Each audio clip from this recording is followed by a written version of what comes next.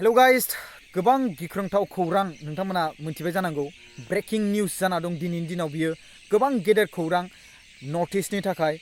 कर'ना virus जाय जेसेबांखिनि दावराव जादोंमोन गिगासिनो दङ जोंथिं फैनो नाङा मोनसे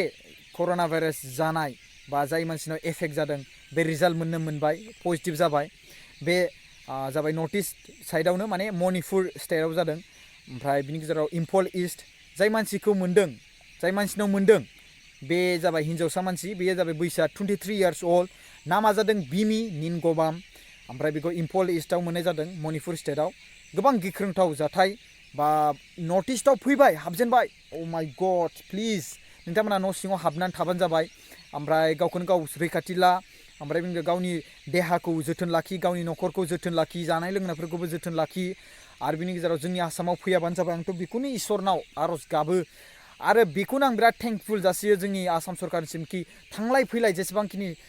माने ट्रेभेलिं जानाय बेखौ बन्द खालामना होदों 31 मार्चसिम बन्द खालामना होदों धन्यबाद आरो बिनि गेजेराव ट्रेन जेसेबांखिनि फ्लाइट गासैखौबो बन्द खालामस्राजोबदो जेब्लानाखि बिनि एन्टिडट जाय कर'ना भाइरास बेखौ रिजाल्टआ मोना बेसेबां बन्द खालामनाया आंनि थाखाय बिराद साबजाथाव जागोन मानो होनोब्ला जुदि साग्लोबजोबोब्ला जोंनि जायगायाव जुदि साग्लोबजोबोब्ला बेनाव एसे गैखाला आरो सेसखा आरो ओरैनो जोंनि लकेल एरियानि माखासे मानसिफ्रा ओरैबायदि दावराव जाखायो एसे एनैयावनो होमबाथाय एकदमबारे बाबरे बाब चेन्नाइ स्टेशनावबो ओरैबायदि साग्लोबसारनाय मानसिफ्रा बेफोरबायदि मानो कम्पानि सिङाव थाबानो जायो मानो बिदि एखेबारे कम्पानिफ्रा रेसपन्सिबिलिटि लाखागोन ना नङा होमबा आरो मोनसे खोथा बे जाय मानसिखौ रिजाल्टखौ होदों बे जाबाय माने एप्रुभ खालामदों बे जाबाय आर.के. कुमार सिंह डक्टरनि मुङाहाय BRDL viral research and laboratory बेवहाय बेखौ रिसार्च खालामनाय जादोंमोन आरो बिनि उनावहाय बेखौ पजिटिभ रिजाल्ट मोननाय जादोंमोन आं खोन्थानि रिपर्टिं टाइमा जाबाय 6:40 आरो बिनि गेजेरावहाय बेखौ लाबोदोंमोन BRDLआव 11:10 आव लाबोदोंमोन दिनै फुंनि 24 मार्च 2020 दिनै फुंनि 11:10 आव लाबोदोंमोन आरो रिजाल्टखौ मोननाय जादोंमोन रिसिप्टखौ होनाय जादोंमोन एप्रुभ खालामनाय जादोंमोन 11:30 माने 11:30 माने 11:30 AM आव दिनैनि स'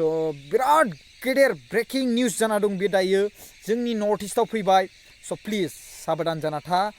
आं बारा बाथ्राखौ बुंला नोंथांमोना माखासे ससियेल मिडियायावनो मोनगासिनो दङ अब्लाबो आं जेसेबांखिनि आंनि बुंनांगौ बाथ्रा आं बेखौ बुंनानै होबाय स' नोंथांमोना न'आव प्लिज थाबानो जाबाय मोजां जोथोनै आरो जानला मानला बाहेरायाव ओंखारलाबायनो नाङा आंबो बेबायदिनो थागोन दायो स' नोंथांमोनखौ आं बेखौनो रिक्वेस्ट खालामो आंनि गोसो गोरबोनिफ्राय आंबो थागोन नोंथांमोनाबो थाबानो जाबाय जोंनि बर' हारिनि गेजेराव रावबो जेबो बिदि जाथाय जानो मोना आरो बे भाइरास जानानै थैनो नाङा इसोर प्रभु